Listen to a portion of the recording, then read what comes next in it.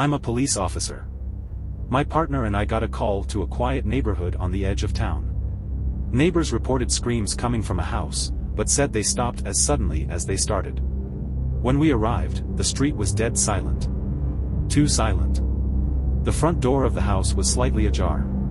The moment we stepped inside, the smell hit us. Blood. Thick, metallic, impossible to miss. In the living room, there were bodies. I counted 5. Blood was everywhere, on the walls, the furniture. On the glass door of a cabinet, there were streaks, like someone had been clawing at it, trying to get out. I tightened my grip on my gun. We started clearing the rooms, moving carefully. One of the bodies, a young woman, was lying in this twisted, unnatural position. Her head was tilted toward me. At first, I thought my mind was playing tricks, but it felt like her eyes were following me. I turned away, but the feeling didn't go away.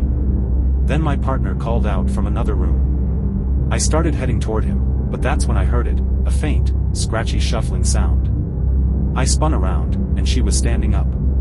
The woman, who had been dead just moments ago, was now on her feet, moving toward me. "Hey!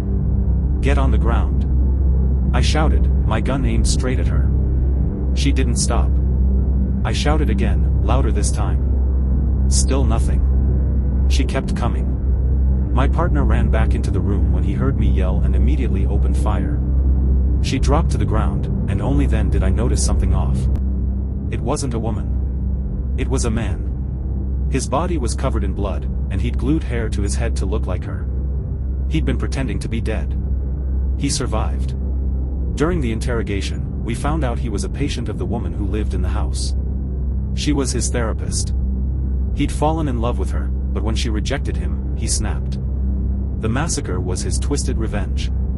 The other victims were her family and friends. But the part that still sends chills down my spine? He faked being dead. He planned it, waiting to catch us off guard.